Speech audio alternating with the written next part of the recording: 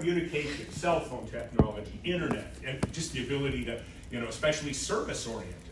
So I can provide a service if I don't have to physically be present.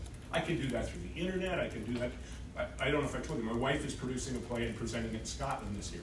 She's hiring people to put posters up for her. She's rented the theater, all through the internet, which before you'd have to go over there 6 months in advance and try to square this all up. So what else has been an important part of it? So communication, the internet. The shipping. Shipping, containerized shipping makes it so much easier. Back in the day, you used to try to say, I've got some things that need to be shipped. They would collect them and go, when I get enough stuff, I can pile it all together, and then we can put it on a boat and ship it. Now, you rent a container. You put that container's yours. There's a fixed cost for that container. It's easy to track the container. So really, jets being able to travel and haul lots of equipment, super freighters to be able to take tons of these shipping containers. Any of you ever seen any of these super container ships? They're scary. Yeah, there was one that ran aground in the Suez Canal a few years ago. It was the biggest ship out there. It's insane. I mean, I would be afraid to go out on the ocean with something like that, with that much high level, because the center of gravity going up. But anyhow, containerized shipping has really, as this book says, shrunk the world. It's just so much easier to do stuff. Yeah. I think that's enough of that. Political systems. So what are the different approaches to politics? What are the 2x2 we talked about? In terms of the focus on the role of the citizen of a country and the role of how the politics are aligned. Is it for individual or for the group, right? So really the concept of politics in political systems some tend to be very group oriented. Like we don't look at the individual, that an individual's rights are more important than the group. The collective is the most important. Anybody doing a country where the collective is the most important? Anybody's proposal set up on a country that is viewed as collective oriented? How many of you don't know if that's the case? Quick show of hands. You might want to check that out because that's a big part of the political system. Which countries tend to be more collective, more group oriented?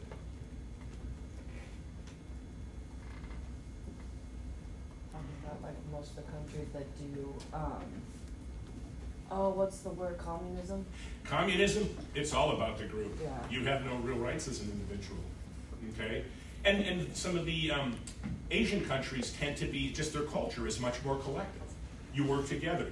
It's all about the family unit or the work unit or the group unit. And if you stand out too much, that's kind of embarrassing to the group. And you would be chastised, you would be looked upon poorly if you tried to lay claim to what you actually did, because that seems to then say the group is not matching me in what I did. And that would really be bad. Is that the case in the United States? If you're trumpeting, funny I use that term, pun intended, your own accomplishments, is that a bad thing? Not necessarily, because we're much more of an individualistic country. Our culture is much more individualistic. And then there's the concept of democratic or totalitarian. So the emphasis is on groups or individuals. The style or the technique is either the democratic or totalitarian. Which do you think of the two on the bottom, democratic or totalitarian, align with individual or collective? So what becomes this, which of these is aligned with that? Collective. What's that? Collective. How come? That is the right answer. I gotta remember to because I know democratic and individualism go together. I mean, it de-emphasizes the individual. Mm-hmm. And the difference is somebody, something, some committee, or a hardcore individual, dictator type, will tell you what to do. Whereas democratic aligns with individual, where each individual has the ability to express their own opinion. Okay? There, we got that. We covered all that. Socialism is a form of collectivism, and not necessarily totalitarianism. Communism is more totalitarianism. Yeah.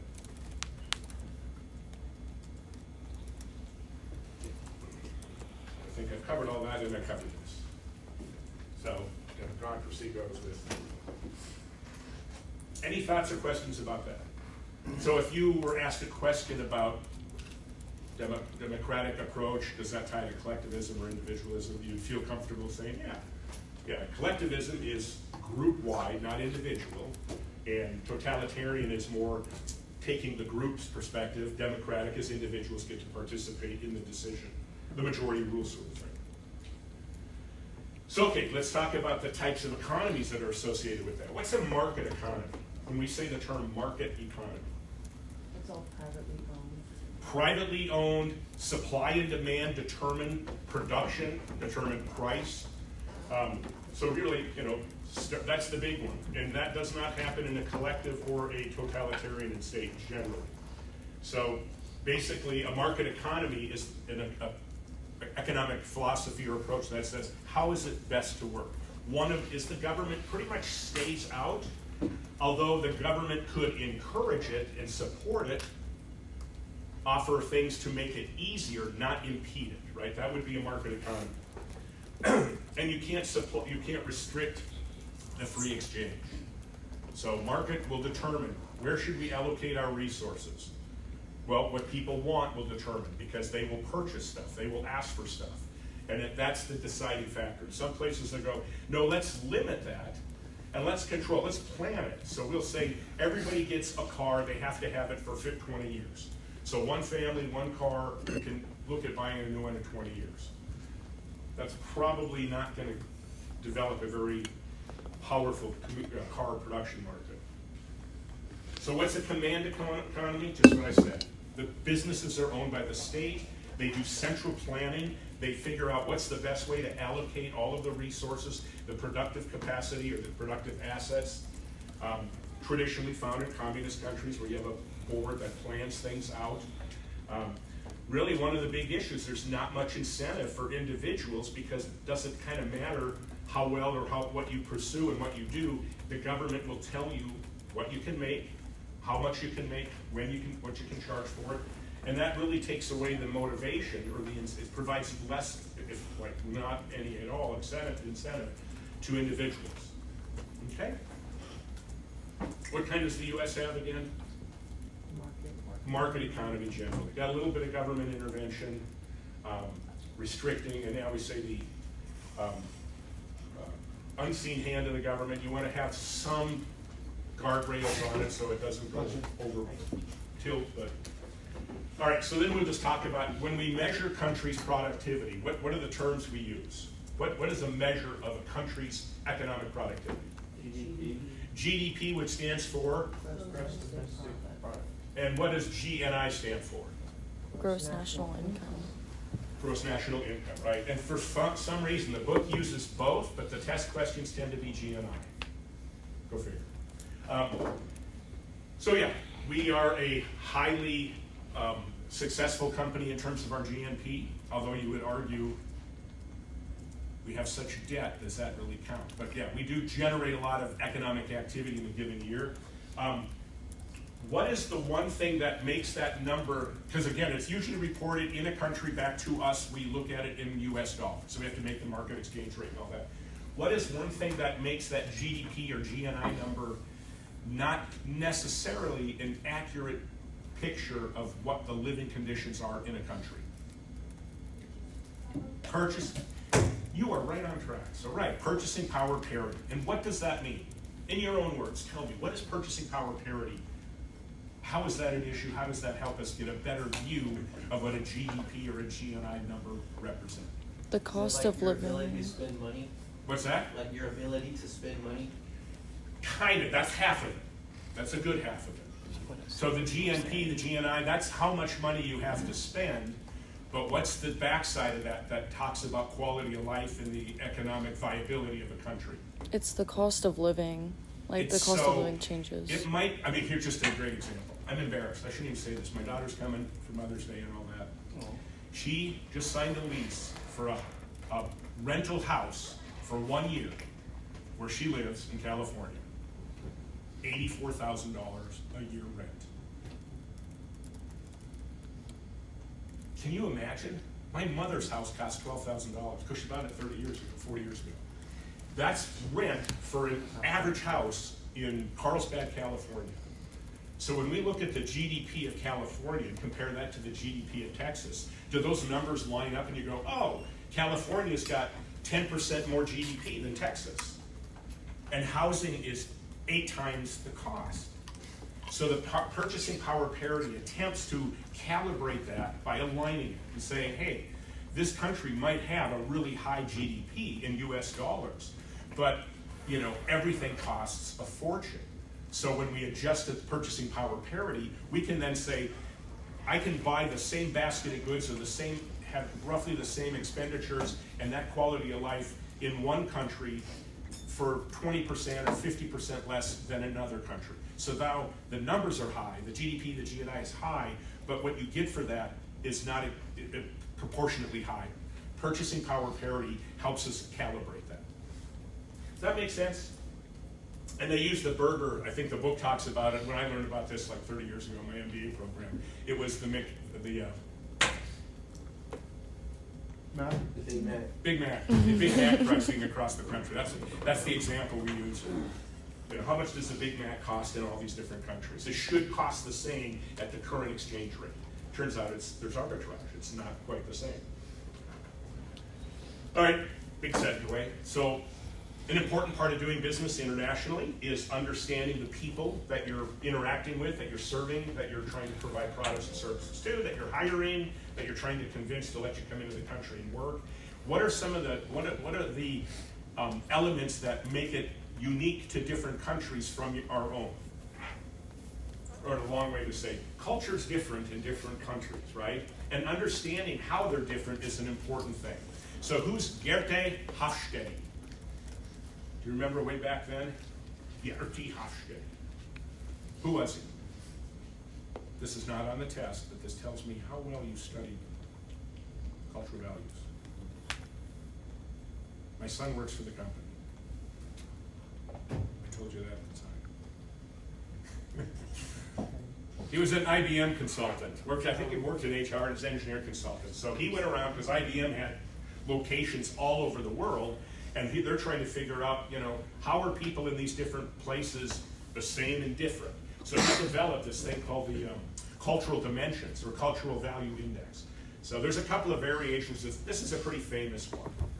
So what he tries to do is he surveys people and gets their responses to a series of questions, and then he starts to group them. And he says, there's these 4, they added long versus short-term orientation a little later. People are not cool that they have masculinity and femininity. They think that's kind of old-fashioned. But it's still a pretty leading indicator and method of measuring variation in culture. So the big dimensions are power distance. This is a horrible example of what that represents.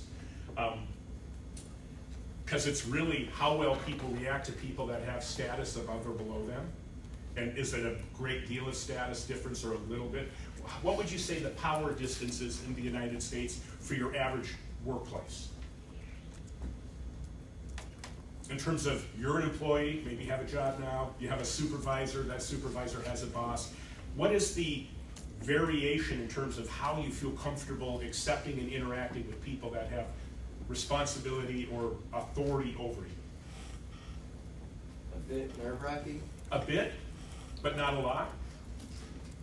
I'd say it's more nerve-wracking the higher you go up, like talking Okay. to management or whatever. So you sense that. So you would say that there's kind of a power distance in the U.S. Yes. Wait till you get in the workforce. It won't be. No, that's you may experience that because again, this is not uniform, and the U.S. is a big place to study. But generally, we don't really have that level. I mean, I would even say this is kind of weird. I hate being called doctor, right? This is a Texas thing, sir, madam, doctor, sir, ma'am, not madam, sir, ma'am. At universities, doctor. That's a bit of a power distance thing. I'm uncomfortable with that because I don't subscribe to that. I don't think that we need to do that. And when I worked in places, I was like, let's just be first name. We're colleagues. You know my role, my responsibilities, but I'm not going to go, I'm way up here and you must do everything I say. That's my experience in the businesses that I've created and run, and when I worked at various places. Very low power distance, very low. Not everywhere. In some countries, the person comes in, you bow. just to indicate I'm below you. And I would never say anything that would contradict you. Right? So what do you think might happen in a high power distance country if a manager does something stupid or goes off the rails? What's likely to happen with his employees? That they won't respect They, it. a little bit of respect, but before they would disrespect him, they offer him guidance, say, hey man, you're going off the rails? They won't. Couldn't possibly. That's not your position. Plus low morale. Right. Oh yeah, I mean you would have that, but the one thing you don't do is question or challenge people above you. You accept that they're the leader, whatever they say goes, no matter how stupid it is. And in our case, I would say in our country, and probably other countries, that hey, if somebody does something that you go, that's really not a wise decision, you feel fairly comfortable saying, hey, I'm probably a little too comfortable with that. So if I get fired in the next few weeks, you'll know why. There's a lot of stuff going on in college and business.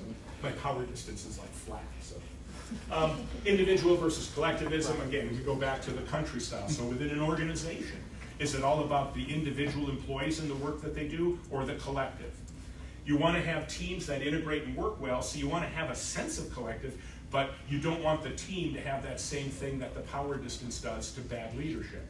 Well, we'll just all follow the team because we don't want to stand out from the team and let the team do stupid things. We're probably more likely to be individual, and we'll work together, but at the end of the day, I'm not going to sacrifice my career, I'm not going to sacrifice my rewards by doing things because the team wants to. I want to do what I want to do, and that's a much more individualistic approach. Masculine versus femininity, that tends to look at roles played by employees in a workplace that are generally described as masculine or feminine, whatever that means. And then long versus short-term orientation. You know, do we look at the immediate, or can we make decisions and work comfortably knowing that something's going to happen way down the line? It's like delayed gratification. Have you guys ever heard that? You guys are the pinnacle of delayed gratification. You could be out partying and working and making all kinds of money, but instead you're in here learning and spending money so that later you'll make $2 million more than the average person who didn't do this, right? So, anyhow, keep an eye on this. Get comfortable understanding these different components, because I will ask you questions or so on. What about ethics? What are some of the important parts about ethics? Let me ask you, let me phrase that. What's the challenge of ethics when it comes to international business? Well, most countries have different forms of ethics. Like culture, a lot of countries see things very differently, right? So it's just, they have different rules and regulations that are legal employment things. They have different things that they think human rights wise. You know, in a communist controlled country, they don't care about you that much. You know, I'm sorry, it's for the benefit of the good. And, you know, if you get crushed and hurt and put off to the side, it's for the benefit of the good. So just deal. And in other places, you'd be like, that would be horrible. Corruption is a big one. We'll cover that a little bit. So this is an interesting one in terms of my experience in Egypt. The concept of morality and ethics in corruption. My good friend Motman, he and I went to school together. We would talk to each other about how our countries are different. And one of the things that he always thought was how naive we were, that we thought our business leaders were really good people, were really smart, and did really good things. And I would say, Motman, of course, because that's America. We do that. And he goes, not here. If you're rich and you're famous, you're just better at ripping everybody else off than everybody else, and people respect you for that. And I would go, no way.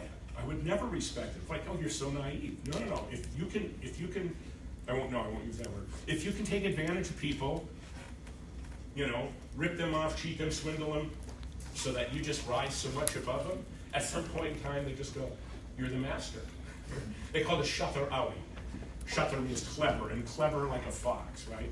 So they knew you got there because you just were better at ripping people off. And I would look at them and go, I'd hate you. I'd never buy a product from your company. And, you know, and that's me being a little bit American and naive, because we do have people that are scandalous and cheating. But on the other hand, I think generally speaking, we don't support that. So one of the big laws that we have, because we don't like to have corrupt practices, is the U.S. Foreign Corrupt Practices Act. And the big thing about that, the really key things to know are, when it first started out, you could not give money to somebody to do something, to facilitate a business transaction, otherwise termed a bribe. So you could not bribe people, period. So they realized after they implemented this that there's a degree of that that's not exactly a bribe, it's called a facilitation payment. And in some countries, giving a little bit of cash, in Egypt it was called bakshish, tips, sort of, grease the skid money. You were expected to do that because that's how that office and that individual employee made their income. And they realized it put American businesses a bit at a disadvantage. So initially, you were not allowed to do any kind of payment for activity. Then they reversed it, or they amended it to let you make certain facilitation payments. But the basic idea is you can't pay people, bribe people, for them to select your company to do business. That's a bribe, so. Yeah, but there's a fine line between a bribe and a facilitation payment. You know, and good luck. You know, when you're working in that gray area. I hope your lawyers are good. I hope it's pretty obvious. You know, Walmart got nailed for $300 million fine for doing some bribery a couple of years back. I don't know. I think they kind of agree that okay, maybe we crossed the line and it was a little more bribey than it was facilitation payments. But our law says you can't do that. It's a violation wherever it happens with American companies. All right, talking a bit about some different trade theories. The kind of key things I wanted to look at are just the idea that if you go into a country before other people and you start to engage in transactions and business in that, what's that called? When you go in before other people. First mover advantage. What are the advantages of being the first mover? You don't have any competition. You have less competition, and the benefits, you can achieve another concept quicker. The market. Do we have it up there? Probably on the next slide. When you're the first mover, you actually get to go in and kind of create the market. You get to start producing in the market. You can make people dependent upon your particular approach to the market. People come in, see it's a viable market, you've got this first mover advantage. They come in now and they're trying to get going, but you're owning and taking market share. So what happens to the concept of economy of scale? Who's got the benefit of economy of scale when you're competing in a market?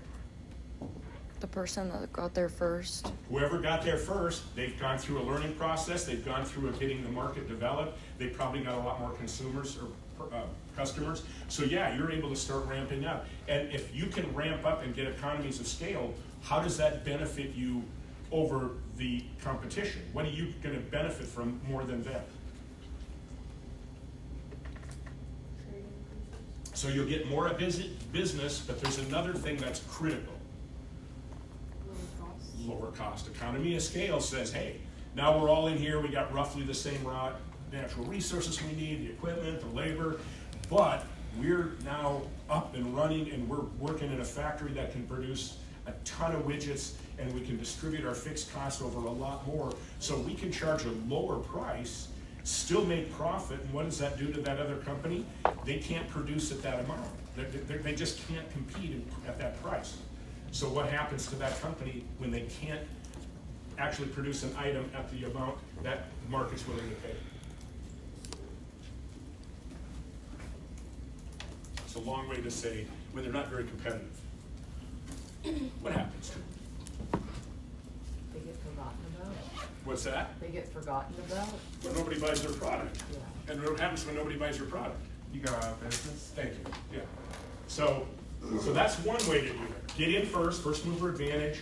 Also, ramp up that economy of scale. You've learned, you can produce it better. You're getting a lot more products out there, distributing your fixed cost over that. So now it's hard to beat you because your pricing is so competitive.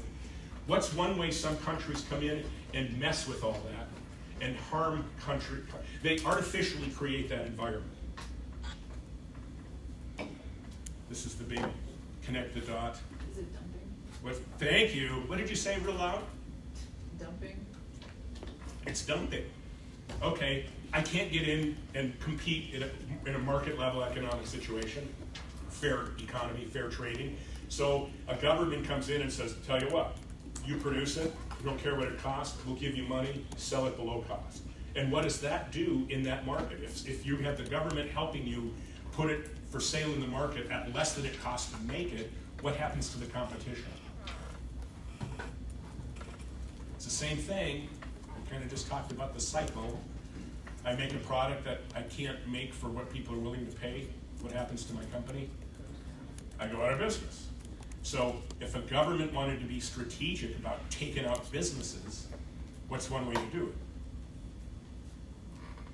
Dumping, just allow dumping. Support somebody to put it in the market for less than production costs, so you kill the other competition. This happens a lot.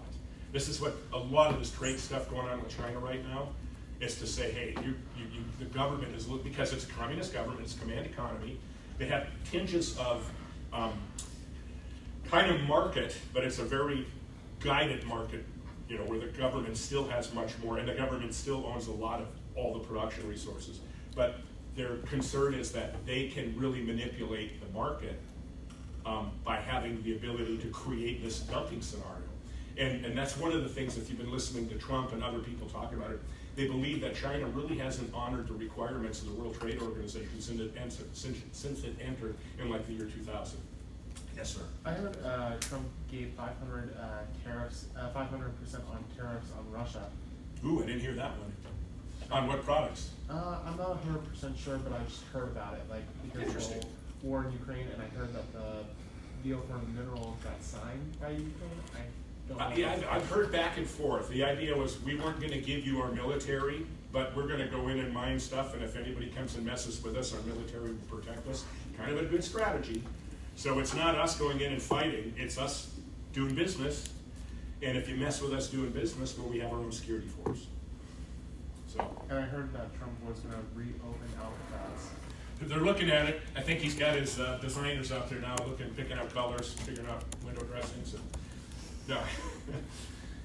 You know, hey, as soon as they build that resort in Gaza, come on, he's got to find some place to spend his time and money. So, sorry, I should be flippant about it, but he has got that mindset. He's not a government bureaucrat who looks at government. He is a businessman, builder, and developer.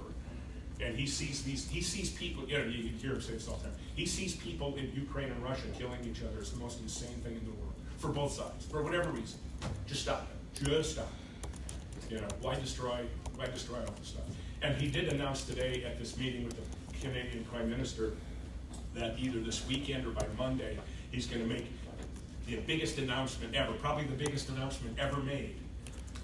With something special, and it's positive, but he wouldn't say what it was. I suspect it might be a peace deal between the Ukraine and Russia. But who knows? Could be anything. What's the second best? Could be he's refinanced Manhattan. You never know. Could be anything. All right, so we covered new trade theory, economies of scale. Can you Report. tell me the definition of economies of scale real fast? Because I still have a hard time Economies of wrapping scale. my brain around it. Think of it this way. So if I build this water bottle, I have to have this product, this plastic. I need this label printed. So every water bottle, I have to do that. But the person who designed this bottle, I paid $1 million. So if I make 1 million bottles, that cost me $1 per bottle. If I make 2 million bottles, how much does it cost me per bottle? 50 cents, right? So the economies of scale is the more of these I can make and sell, the more I can distribute my fixed cost. Make sense? Yes. Yeah, I mean, Okay, there's yeah. variable cost and fixed costs. So every item I make is, if I make 10, I have to buy 10 things. Yeah. But I can distribute the cost of the plant, the HR director's salary, you know, because those don't radically change per unit. So economies of scale is if I can make a bunch of them, you know. I don't know if anybody's ever like cooked something and you gotta make 10 things. So if you make one at a time, you know, there's a certain limit in how productive you can be, but if you're gonna make 30 things, you can, you know, let's say you make 30 sandwiches. So at my church, I make sandwiches, just as a volunteer, so, you know, I can knock them out in 30 if I do it a certain way, and when I could make 5 if I did just a standard one at a time. That's not a good analogy. I hope the water bottle makes sense. But you distribute things over each individual unit, separate from the actual individual unit cost. And economies of scale. I'm buying this bottle and I have to pay X number for the plastic. If I buy a huge truckload of plastic, they'll give me a better price on it. So that supports economies of scale. Great question. So we talked about tariffs, and basically the concept of tariffs, if somebody's exporting a product, when you bring it into a country, you pay an import tariff, right? So you have to pay to allow that tariff to come in. And there's, specific tariff is like a fixed dollar amount. The ad valorem is just simply, it's a proportion of the price or the value. Just some things to be thinking about. That the importer, the person bringing it in, has to pay for this. So they're going to add it to the price they're going to sell it for. The other thing is, who gets that money? When you generate a tax, let's call it a tariff, it's a tax on an imported product. Who gets that money? The government collects the taxes, so they make some money, they benefit. How about the producers that make products in that market? If you have a high tariff, what happens to the producers in the market, the domestic producers? Well, the competitor who's importing, their price just went up, so now it benefits you in the sense that you don't have to be as productive because you got the government artificially increasing the price of this thing coming in. And who benefits, or what's the impact on consumers? You hear about this every day now. Consumers will pay more, right? Because the price of goods that were being brought in that were cheaper are now getting stuck with this tariff, and it's gonna raise the price. And technically, I believe people were not sure where this was all gonna go, so they just said, we'll eat the price right now. But at some point in time, maybe the next business quarter, starts June, they're probably gonna not eat the price. So that, if this doesn't get resolved, that's probably when prices will pick up on. Anti-dumping, we covered all that, right? Yeah, so basically, there's a couple of things. One is if you have excess products you just want to get rid of, you can put them in the market, and it might not be necessarily a negative strategy, but it's still not allowed according to the World Trade Organization because it skews this free market kind of pricing structure. So this is when we started talking about modes of entry. What are the basic modes of entry? And I know you're all working on modes of entry because you're doing it with your businesses that you're going to try to launch overseas. So what are the basic modes of entry? Franchising. We talked about importing or exporting. Licensing. What, licensing? Joint venture. Joint venture. Environmental factors? What's that? Environmental factors? Well, that would not be an entry mode, that'd be a consideration. But an entry mode, and then there's foreign direct investment. What's foreign direct investment? And how is that different than, say, exporting? They're gonna put a new facility to produce it in the country or from Exactly. So if I'm going to export from the United States to Canada, I'm going to just take the product I build here in Texas and run it on a truck and get it into Canada. So I've exported it to Canada. If I'm going to do foreign direct investment, I'm going to go up to Canada and I'm going to buy a plant. That's called a brownfield.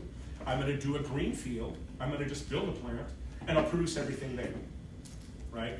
And if I own that whole thing outright, or at least more than 50%, I call it a subsidiary, wholly owned subsidiary.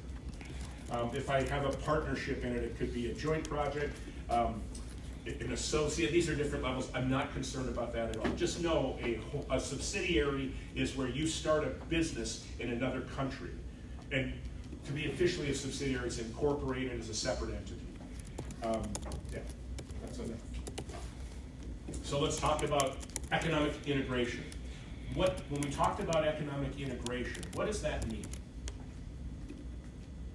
I don't even remember talking about that. So how countries work together to try to establish beneficial trading relationships, right? The North American Free Trade Act, or the United States, Canada, Mexico Act. These are called regional economic integrations. So the idea is you form a group where you can create some agreement how you'll treat each other in terms of trade barriers, tariffs, things of that nature. And there's just some things that are important about it. You decide what you want to do collectively, how you want to work within that group. So one of the benefits of the integration is everybody within that group will benefit because you'll have essentially a free trade arrangement with your neighbor or somebody within that group. It expects that you will not have barriers, so you allow some level of freedom. The European Union's a really interesting economic integration that they use, for the most part, the same currency. They allow people to travel back and forth across countries and work without any issue. That's not easy to do. I mean, here you gotta have visas. If we go to work overseas, you have to, get permission to work. When you're in the European Union, that trade integrated area, you can just go and work and drive around and cross borders, and it's very different than it was 20, 30 years ago, where you had to stop at a border, have proof that you could have access. In some cases, you need a visa. Anybody here ever get a visa? Yeah, Costa Rica? No. Bolivia. Yeah, it can be a pain. Some are, you just walk in and get it. Some you have to order months in advance. Here's an interesting one. When you live in Egypt, when you travel to Israel, a lot of the Middle East countries will not let you into their country if you have an entry visa stamp in your passport from Israel. They don't want your kind. So Israel will stamp a piece of paper and slide it into your passport, so you don't have to have it in your passport if you go into another country. Because, one, you have to have a visa to travel through, and two, sometimes that will ban you from getting free passage into other countries. But if you have an economic integration, if you have an agreement with a collective group of countries, then you could forego that. So what are the political reasons? So the economic ones, it just establishes free trade, makes it easier, more effective, more efficient, cheaper, gives you access to markets better. What's the political case? You want to get along with your neighbor. You want to help support a good relationship, so you're probably less likely to be confronting them on certain issues. Wouldn't probably prevent Trump, I'm sure, but it would, generally speaking, you want to try to maintain that relationship so that you're willing to keep the trade going. You're willing to support the countries, agree to certain things without military issues, right? I mean, you can negotiate, and you can use physical threats and what have you, but if you have an integrated economy, you get a better sense of political participation and cooperation. And plus, if you're a big bloc, that gives that countries within that bloc more prestige or clout, as the book says, to do negotiations with other countries. It's not you alone, it's like a collective. Ooh, I shouldn't use that word. All right, everybody's favorite topic. Got to talk about the foreign exchange market. What is the foreign exchange market? Where's it located? What's the address? There is none. What's that? There is none. It's a series of things. It's a string of things. It's located all around the world. It's banks, it's organizations that tie together by electronic trading mechanisms. Right, but it's the place, quote unquote place, where funds are exchanged, currencies are exchanged against each other, right? They talk about the main ones being New York, Zurich, Tokyo, and Singapore, kind of distributed around the world, and because of those locations, they tend to be available 24/7. So you can literally be trading all around, all the time, day and night. What happens when there's a gap between what's going on in one country or one market and, say, another market? What possibly happens? Because markets are supposed to reflect the current price, right? When you trade like stock, when you trade foreign currencies, what you see available on a market is the current price. What happens when you have a foreign exchange market that's literally located around the world with 24-hour difference in time from one country to another, to one extreme to the next? What situation arises that you can take advantage of? Price discrepancies. Price discrepancies, and when you use price discrepancies to try to make investments and get returns on your investment, it's called arbitrage. So that's one big thing about that. You can profit through arbitrage because the markets are looking at a little bit more locally, even maybe a little more broadly, but if there's such a great distance, you can actually just buy and sell currency at different exchange levels on the spot market, which means the immediate market, 24/7 around the world. Speaking of spot exchange rates, what's the difference between a spot rate and a forward rate? Forwards in the future, they do a price set, and like they'll think, I'll pay this and at this time, and then a spot is like that day. Right, or real time. Like, Real time. Let's say right now I want to buy some Canadian dollars. So if I go to the market, I can do it electronically. I can hit a button, bam, it's quoting me a price. I say, I'll take that. Or I hit a button, bam, I just bought that at the spot rate. It's the real-time spot rate. If I want to protect my payments that are coming to me in another currency or something I have to spend in a let's say a month or two, or have to pay a big bill in another foreign currency, I can secure that or hedge that by going to what's called the forward market. And like Sid pointed out, it's buying it today at a price that's guaranteed at some point in the future, maybe 30, 60, or 90 days. So, just, you know, a good understanding of the difference between spot and forward and how the whole market works. I mean, not the great details of how the market works, because that's pretty complex, but the general idea. Okay, we covered forward. And again, you got these different things. You've got your fixed exchange rate, floating exchange rate, managed float, otherwise known as a dirty float, pegged, and dollarization. What are the different types of exchange rates? What's fixed mean? When we say there's a fixed rate of exchange. Currencies are fixed against each other. Right, this is what the World Trade Organization wants, or the International Monetary Fund wants. They want all the, you know, everybody get kind of an agreement so all the currency moves together. Let's have a fixed exchange rate. And they're like, you know, that's not really gonna work really well. So they've lightened it up to go to a floating exchange rate. So fixed means whatever one currency is, you get a proportionate in another. So floating rate, they move around. There is not a fixed. It's based on people's willingness to pay different prices based on their assessment or analysis of what's going on in different countries. Right now, the US dollar's been going down, down, down quite a bit. People are looking at us like, you know, what's going on? We got tariff issues, we got super big debt, you know, we maybe have a really divided Congress, and so they start to say, hey, maybe the dollar's not gonna be strong. What's the benefit of when the price of our dollar goes down, down, down, down, down? A great time to invest. If you wanna buy it, yeah, but there's another thing, it means our goods are cheaper on the world market. Because you can buy more of our dollars for a unit of your currency. Hey, everything just got cheaper here in the US. Managed float, it's supposedly determined by the market, but there is a little bit of government, you know, intervention that doesn't make it a completely free float. Yes, sir. Can you go more into depth with dirty float? Because I remember whenever we had a question on one of the exams about that, most of us got it wrong. So the managed float is a free floating system, but not completely. There is some government regulation, something that prevents it from being a purely free float. I think I It don't might have some remember. money policy or some restrictions that cause it to not be a perfectly free float. I don't remember the question or the answers, but I know I was confused because I picked the answer that did talk about the government, and it was actually the floating exchange rate instead of the managed float.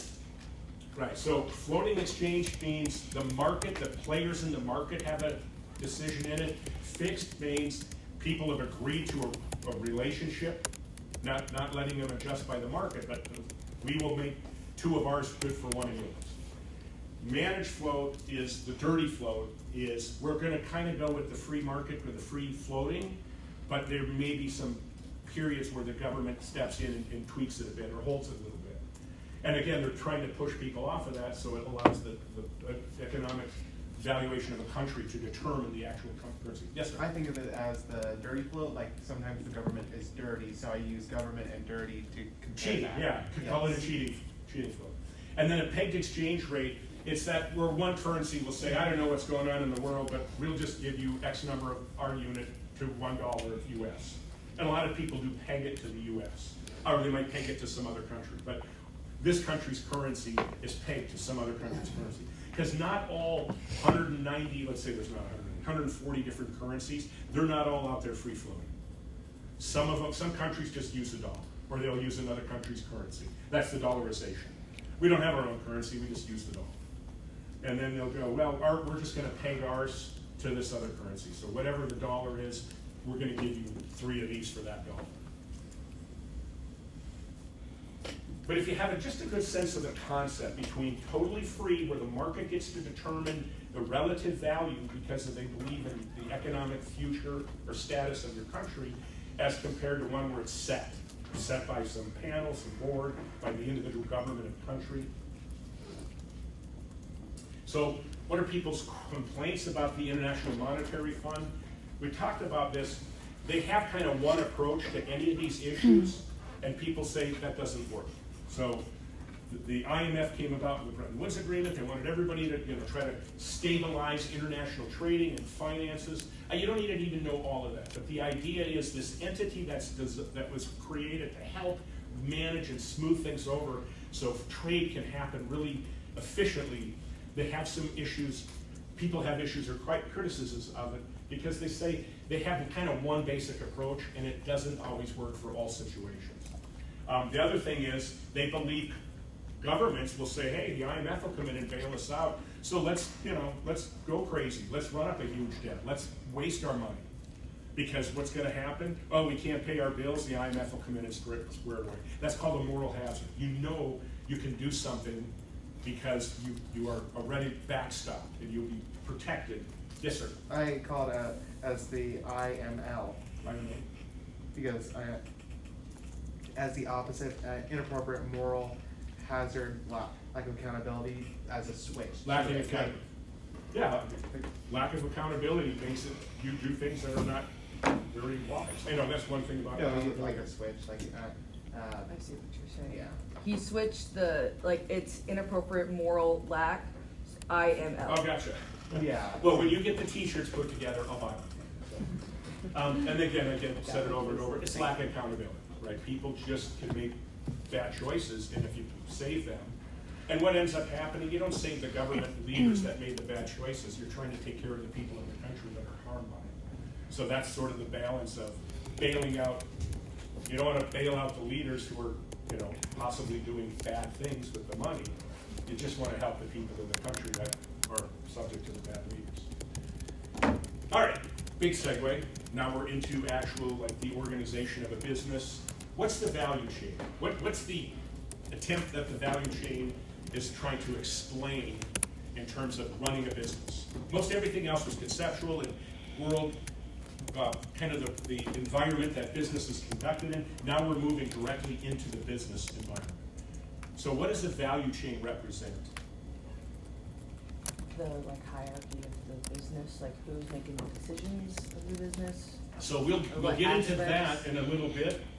This is trying to break a business into its component parts that you can have strategic choices that you make that can help you achieve competitive advantage. And it's primary and secondary. And the primary ones are creating the idea of products. These are all the primary on the bottom. So we create products. We make the products. We then market and sell them. And then we have customer service. So these are the primary ways a business is competitive. And it's just to help, from a strategic management perspective, organize functional things within a company. Then these all get served by these support activities. And some places call them secondary activities. And it's information, how to manage information across all these different components. It's logistics, how to move stuff in and out, inbound logistics, outbound logistics. It's HR. It's how to hire people, train people, motivate people. So if you think about a business, you can kind of break it up into the main functional areas that the business uses to operate and produce things and to be competitive, and the support activities that help the main things achieve that. So this is Dylan's favorite topic. I know. But this is the attempt at the book to put 4 basic strategic approaches to how you would conduct business internationally. And again, how important is adjusting your product or service to the local market versus how much pressure do you have to keep the price down? So if you have a lot of pressure to keep a cheap product because there's a lot of players in the market, and it really doesn't matter how locally adjusted it is. Let's say it's a little bit more generic. That quadrant is called globalization strategy. Your goal is to make, and I'll really simplify it, a single product that is sourced from the cheapest places around the world, where you're just doing massive economies of scale. It's the same thing, it goes everywhere. There's no adjusting in the production process, and you're building it at the best locations to keep the cost down. That would be a globalization strategy. And the exact opposite of that is pressure for pricing is a little bit lower, so you can afford a little bit of cost, but it's critical that it meets local tastes. right? If, in some cases, so when I was in Ethiopia, this was interesting. I've never been in Ethiopia. When I was in Cairo, I was hanging out with some Ethiopians, and they were, treating me to a Coke. So they had gone to the store and bought a bottle of Coke. They came back and they mixed it with about 50-50 water. And I'm like, what? They couldn't stand the taste of Coke. They loved Coke. They couldn't stand the recipe of how strong it was. So they just cut it with water. And I just thought, well, why doesn't Coke do that? Like Coke 50-50 or something. But in that case, Coke didn't adjust it. Coke just said, no, we're making one recipe, we're selling it in the Middle East, and that's what it's going to be. So that's a localization strategy. If you tailor it to a market, you're going to reduce your ability to do economies of scale, because now you're changing things per market. And then if this is kind of lower, it doesn't really matter on cost, it really doesn't matter on adjusting it too much to a local market. This tends to be more like a standard international. You just take your product as you make it at home and do it in the other country, right? So you're not a big adjustment. So this is where Dylan and I wonder, right? Transnational. It's a really poor example of trying to balance between these two. So, and they're contradictory. According to the model, it's contradictory. So the book even tells you it's hard to do. So it's tweaking it, well, it's got to be a little bit high volume to keep the price a little bit down, but you can't have it just simply, a generic product, because it might not sell everywhere. So that's just a complicated version that tries to balance between these two. And I promise I will never ask a question about that.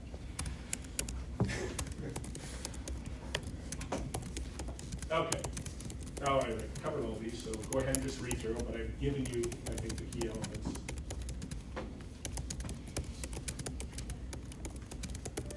So this is what you're talking about, Sid, in terms of organizational architecture. There's the division of the organization into its component parts. There's where do you locate decision making. So formal division of the organization into parts is called horizontal. And hierarchical or vertical is decision making. And then the idea of establishing these integrating mechanisms, just how do these things interact and work together. So really the big one, horizontal definition, is considered where do you put your products? Do you do it, if you build it by, we have our production, like you follow the primary or the value chain. We have our R&D department, we have our production department. That would be an example of a horizontal structure. But you might say, that doesn't work because we make two products. We make cars and we make bikes. So we're going to divide up our country into the car, and then we will have R&D for the car, production for the car, marketing for the car, and we'll have another complete set of R&D for the bike, production for the bike, marketing and sales for the bike. So that's ways you could do it. One by functional area or one by product.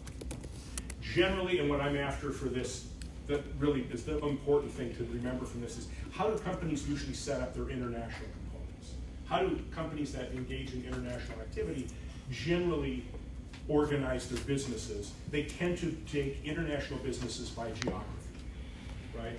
And in that geography, if they're doing Africa, they're going to have all their African plants tied together under that division, and then they'll probably have their by product, or maybe they just do it by functional area. So really the key thing is, generally, if you're going to be just a regular business that has an international exposure, the international will tend to be broken down by geography, because you need to work on the cultural variations, the location and shipping variations. It just makes more sense to go that way. What is a letter of credit? Now we're talking, we're exporting, we're paying, we're transacting business. This is just an important thing. We talked about this like the last class. How do we pay for things? How do we guarantee that when we take an order and deliver the goods, we're actually going to get paid for it? Because it's really hard when you ship everything over to another country and they go, ha-ha, we're not paying you, and now you've got to figure out what their government's going to do and how they're going to help you or prevent you from collecting on the debt. It makes it very kind of risky. So if you recall, what did we decide, what was presented as the ideal way an exporter would transact that would execute that transaction? How would that start out? You want to buy my product, then I will bring it to your business, to your country. What's the first thing I need? So that's the solution. I want to be paid. You want to buy $1 million worth of stuff? Send me $1 million. That's how I want to as the exporter. How's the importer feel about that? Hey, bring in over all the product. When it shows up, I'll give you the money. So what's the solution? Because those are diametrically opposed.